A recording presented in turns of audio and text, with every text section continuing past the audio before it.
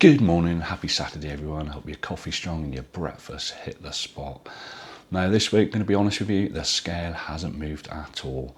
Now after last week's £4 rise, I was hoping for some good news to share with you, but it's really not happened.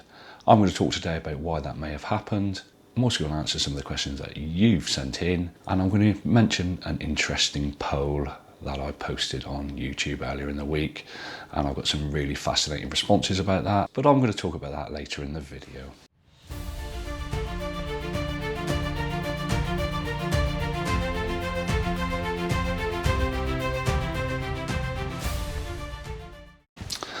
So my name is Midlife, and I've been taking Mounjaro as part of my medicated weight loss journey now for just over 8 months. This channel will document the highs, the lows, and everything in between in an honest and frank way. If I'm saying it, it's because it happened. If I'm sharing it, it's because I feel it would be beneficial to anyone on a similar journey. All I'm doing is sharing everything I've learned since I started taking this medication. If this is the kind of channel that you think you're going to like, don't forget to subscribe to the channel and don't forget to like the video. But first of all, we're going to talk about my week. And I stood on the scales, and after putting on £4 last week, I was hopeful this was going to be the week. And when I say hopeful, it was hopeful because I knew I hadn't had the best week. So I stood on the scales and my weight was exactly the same. So my current weight is a 7 stone 11 pounds, which is 248 pounds or 112 kilos. And since I started this journey, I have lost 70 pounds or 31 kilos, which is exactly 5 stone if you're in the UK. Now, when I say it hasn't been the best week, once again, I've been working away. I've been in meetings in London all week, staying in a hotel, and that's going to mean food. More food than I would generally eat. It's going to mean breakfast, fry-ups, eggs, the full package. Now, as good as this medication is for me, and as good as it makes me feel, and as good as it affects my appetite and my food noises and all the rest of the Mounjaro stuff that you get when you take this medication, it's not been a great week. So for me to step on the scales and stay exactly the same, I'm going to take that as a win. I've also not managed to get to the gym at all this week. There was a gym in the hotel, so I'm not going to avoid that awkward question, but I never used it. One of the evenings I was away involved a sort of an arranged meal with the rest of the people on the meeting, so there was no way I was getting out of that situation, and there was a few pints of Guinness consumed as well. But like I said earlier, to stay the same, I'm going to see that as a positive. But I know what I'm going to do next week is I'm going to press the pause button, because I'm filming too many of these videos where I'm either not losing weight, I'm stuck in a stall, or I'm putting on weight and it's not good enough. So this is kick up the bum time for me. I'm finding too many excuses for making the wrong decisions and making the wrong choices. And as much as I'm going to carry on for the rest of this weekend and try and make the right choices, come Monday, it's restart. I'm starting again. I'm getting strict. No excuses. Kick up the bum. It's what I need right now, because all I'm doing is store, lose a bit, store, lose a bit. I want to get to my go weight. I want to hit that maintenance mode, and I want it to happen certainly within the next few months. So when you watch next Saturday's video, I want to give you all some amazing news, because I am going to lose some weight this week, and I'm going to really, really give it 100%. Right, we're going to move on to the Q&As now. I think that's enough talk of my week. It's not been an absolute disaster, but it's certainly not one I've been proud of. So we do have some questions that have been sent in by you, the viewers, and I will do my best as a non-medical professional to answer those questions. Now, a little bit of a cheeky get-out clause, because the first question I'm going to read out is from Flying Circus 808. Q&A: could cortisol be one of the factors in your unexplained weight gain? Your thoughts? Now, I promised you, Flying Circus 808, I was going to do some homework. It's not happened.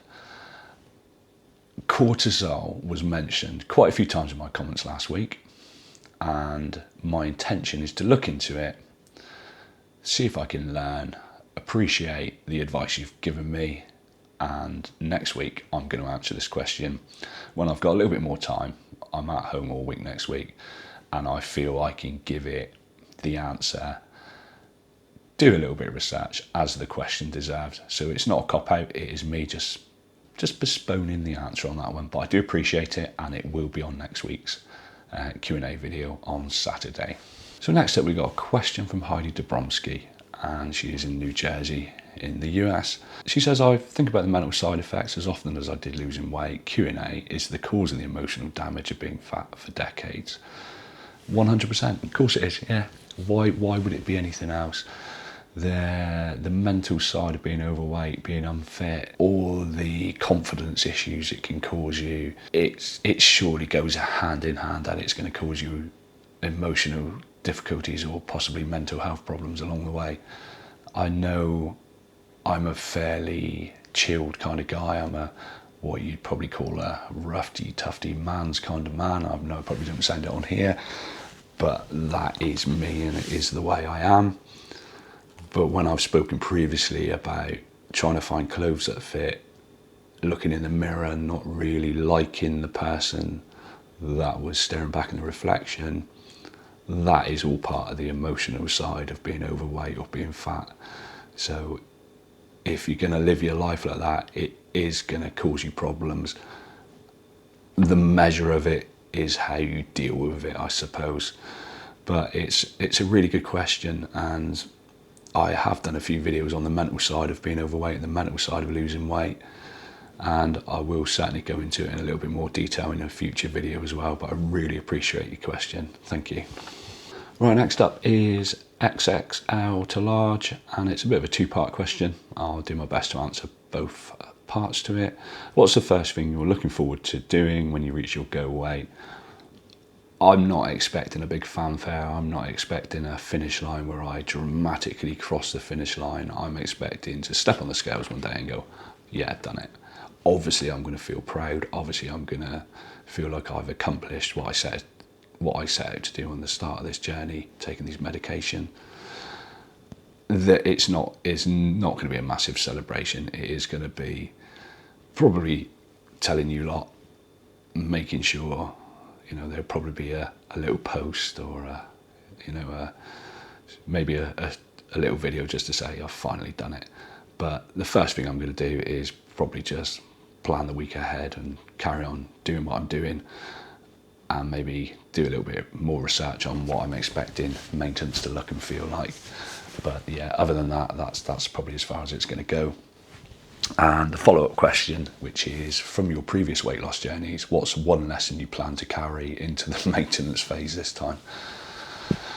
That's a really tricky one, because I did do a video, I think it's probably 2-3 months ago now, when I felt like I was nearing goal and I was going to need the maintenance plan, and I feel that's possibly changed. I'm not really sure, kind of sort of taken my eye off the finish line, because it's just 2 steps forward and 3 back, and that seems to be the scenario or the way I'm living at the moment. Lessons I've learned, I was always a massive advocate for, you've got to learn these new habits. You can take the medication, it's a tool, but unless you learn those habits, it means nothing. I say it pretty much every other video. I don't think I've learned those habits. So what lessons am I taking into my maintenance phase this time? No idea. I don't think I've even considered what that may look like or what that's going to feel like. But I'll certainly keep you posted on that as we get closer to that fanfare, that round of applause and that finish line that's looming, hopefully in the near distance. Right, this question's been asked a couple of times, but it was marked Q&A by Christina V. Yoik. Christina Voik 2026. Apologies as always if I've got your name wrong. Q&A, what happened when you injected in your leg? I do it there, it's always been fine. I basically read a comment that said it's more effective if you inject it in your thigh. This was 3-4 weeks ago now, and I did do a whole video on it, on the issues that it caused me. it was nothing to worry about, and I did reply to you in the comments saying, don't panic, it's nothing to stress about. But what it did do was cause me some horrific side effects, and it's only really happened on the 1 week I injected in the leg. Whether that's coincidence, we'll probably never know. But I was bloated, I had stomach ache, I was really, really windy, and then the sulphur burp started from my mouth, and it was awful. It tasted horrible, and it smelled 10 times worse. To anyone that was unlucky enough to smell it around me, I can only apologise. But there was no physical sort of issues. I didn't bruise, there was no redness around the injection site. It was purely side effects. And that is the reason why I probably will never inject in the leg ever again whilst I'm on this journey. But like I said, nothing to panic about. That is it for questions this week. And like I said earlier, I will get back to the cortisol question. I'll make a bit of a feature of that one on next Saturday's video when I've had a little bit more time to sort of research it, look into it, and follow some of the advice I was given regarding cortisol. I wanted to put a bit of a shout out now to anyone that's possibly taking these medications, be it Mounjaro, Ozempic, Zepbound, any of these GLP-1 medications. I'm in the sort of throes of making a video regarding what is commonly known as secret jabbers. What I want is some information, some stories, why you're a secret jabber, what you feel the stigmas are attached to being a secret jabber, all that kind of stuff. 100% anonymous is absolutely fine. I would never share any details that you don't wish me to share. If you are a secret jabber, if you can email me at stories@mandasmidlife.com, that would be absolutely amazing. I know there's a lot of people out there that do take this medication in secret, and I just want to sort of raise a little bit of awareness, make a video about it, and see if we can sort of make a little bit more sense of why people feel they need to take it in secret. And we know it's entirely up to you what you do on your journey, as it is me what I do on my journey. But once again, if you can drop me an email, stories@mandasmidlife.com, and I'll reply to the emails, possibly with a short set of 5 or 6 questions where I possibly may need a little bit more information. If you're happy to share that, that would be amazing. This channel is all about sharing what I've learned. It's all about community. It's all about helping people. That is the goal for this channel. It is about, if I've been through it, I can share that with you. And if you're slightly behind me on the journey, then you can learn from it. The same way I watch videos on YouTube of people that are ahead of me, or they're in maintenance, or they've completely stopped taking the medication, so I can learn and sort of choose a path. We're all sort of finding our own way, we're all living our own journeys, and we're all trying to do the best we can with the information that's available. Once again, if you do enjoy watching my videos, please subscribe to the channel. There's an awful lot of people out there who are watching the videos who aren't subscribed. If you do subscribe to the channel, it really does help me. If you want to support the channel in any other way, there's plenty of options to do so. And as always, there's no pressure to do that, but there's Buy Me a Coffee. The link will be in the description.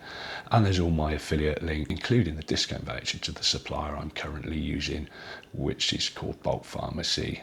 There's also memberships available where you'll get a few exclusive videos. You'll get early access to all my long form videos, but of course all the important stuff's always going to remain right here on this screen for you. I'll be back on Wednesday. In the meantime, thank you for letting me share a little bit of your Saturday. I'll pop a few of my other videos on the screen right now, including the one where I injected my leg and it made me feel awful. Don't forget to like and subscribe. Thanks as always for watching.